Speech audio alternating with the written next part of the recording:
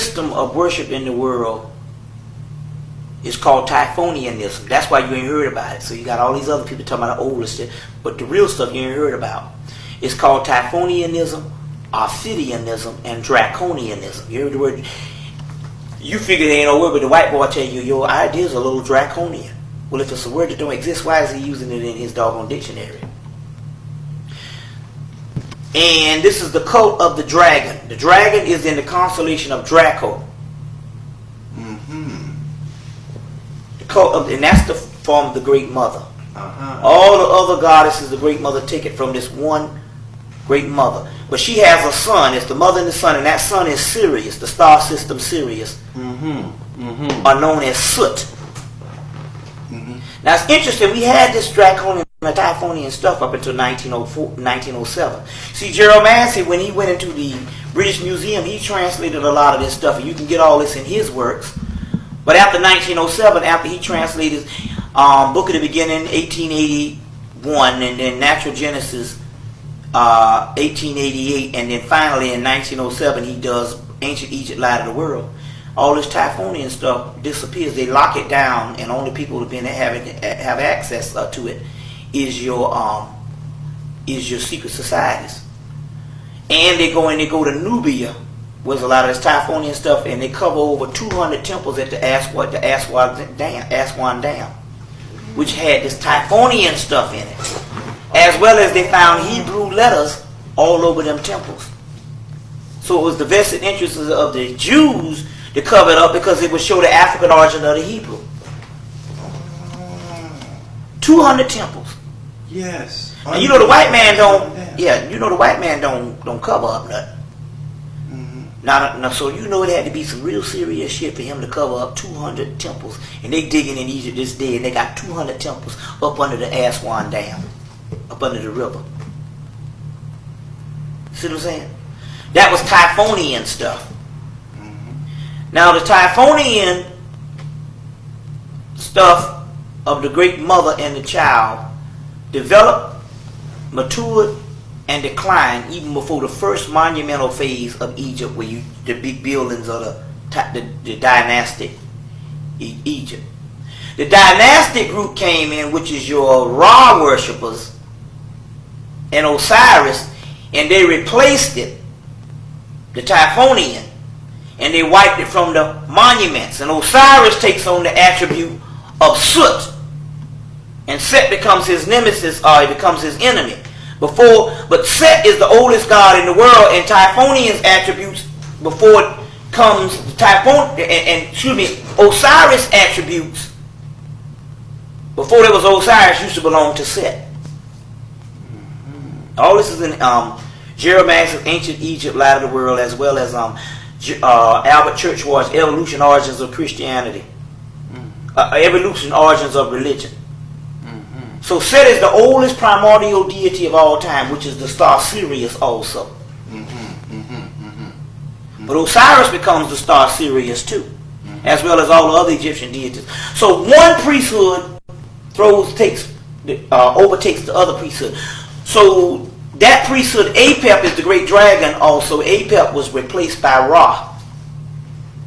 So the Typhonians at this time travel up into Mesopotamia and find Babylonia, Samaria, Chaldea, and on into Greece as the Etruscans. But they were the time period we're talking about. Oh man, we're talking about well, the Typhonians were basically your pre-dynastic time period, so it's before 3000 BC, about roughly. Well, Manetho says that there's 500 pharaohs in the dynastic period, which is 3,000 years, and there's 800 in the pre-dynastic, which was 5,000 years. And roughly, he said, we're talking about 8,000 years. The pre-dynastic is the Typhonian. It's the Typhonian. Pre-dynastic. Yeah. It's the pre-dynastic. So they travel up into Mesopotamia and all that, but they also, from Mesopotamia, they become the Phoenicians. Now these are still all black people right now. Ain't nothing never was nothing but black. These are the Phoenicians. And the Phoenicians traveled into Rome because the Phoenicians becomes Etruria, and Etruria becomes the Etruscans or the Trojans. You know, the Greek went to war with the Trojans. That's the later day Indo-Europeans going to war with the Trojans and wiped out those Etruscans. But the Etruscans find Rome and Greece, which I showed the picture.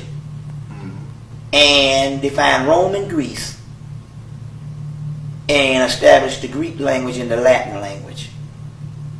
And the first Greek mythology, Zeus and Apollo and Hercules, is a black mythology. It's just as valid. Now, Greek philosophy was stolen from Egypt years later. So don't mix up the time cycle. Greek mythology is black. Greek philosophy is plagiarized Egyptian philosophy. So don't do the time cycle. When I talk about Hercules and Zeus and Apollo and Perseus, that's black.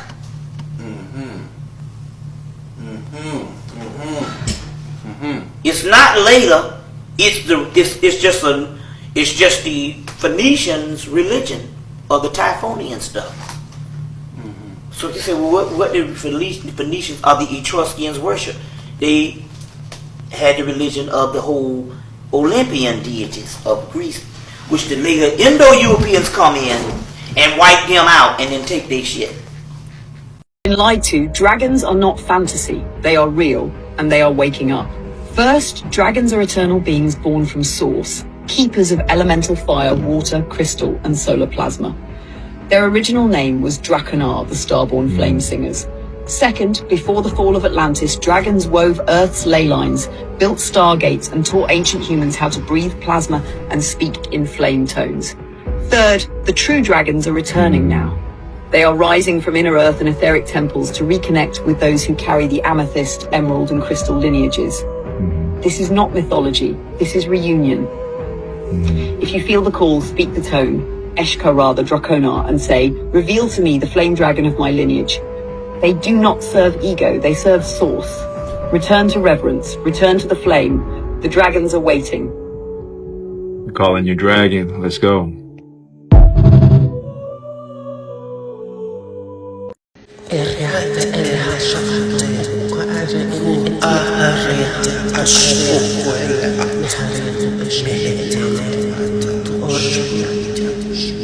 But dragons in their original state are primordial, okay? And dragons are also the oldest living forms and beings of consciousness in creation, okay? So what am I really saying by that? What I'm saying is, when the Creator created the first entities to be here, the Creator created dragons, okay? I want you guys to understand that, all right? Dragons were created as primordial beings to control all forms of consciousness, okay? The most powerful form of consciousness that you have is a dragon, right? And that's a whole nother story, okay? But dragons pretty much control all forms of consciousness in this omniverse, universe, whatever you want to call it, okay? And because they do that, they have to constantly put themselves in different forms of reality to watch things and look after things. So what they'll do is they'll make themselves into lower forms of dragons. Some dragon consciousness will become gods, okay? Some dragon consciousnesses will even be human. We call those drake or drakes, okay? Those will be human dragons, all right? Or they look like humans, or they have humans, right? So that's the first primordial entities, and the oldest form of primordial entities in existence are dragons. You know, and some people get that misconstrued because people will think, well, the gods were here first, right? Or the angels were here first, right? Just like I tell people that there are a lot of angels that are more powerful than gods, and in a lot of ways, angels can be more powerful than gods, right? Remember, these are titles. This is not a person. God is not one person. An angel is not one person. This is a title, okay? So even when we talk about dragons, these are entities that carry a title, but they're still dragons. So dragons look like a whole bunch of different things, you know?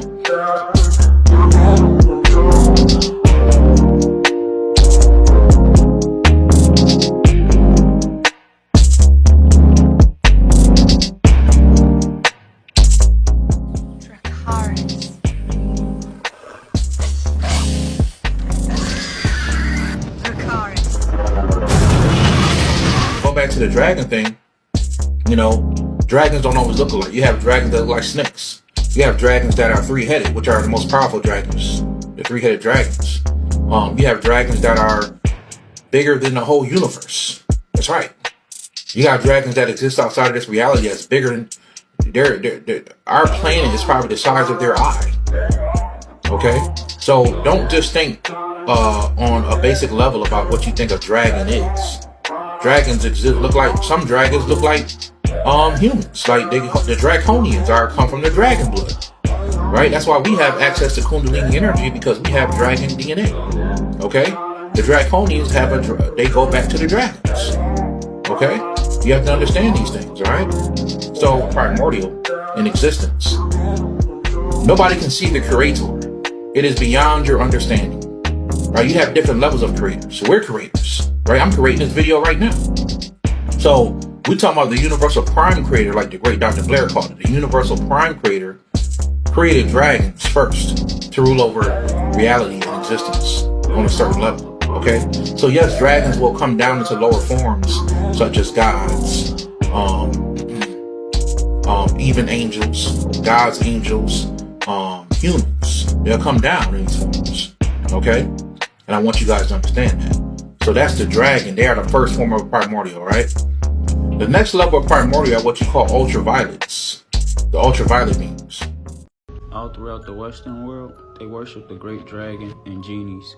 The great dragon is just the serpent energy that lives within all of us. It's your twin flame, the higher self and the lower self. Now in China, they call their energy Qi. And every day, they will go outside and power up in the sun, charging their Qi energy. You must align your chakras to the earth frequency. And the Chinese know this ancient practice. Same thing with your medical symbols in hospitals. It represents healing. Every year on New Year's, the Chinese will throw a parade worshiping a great serpent.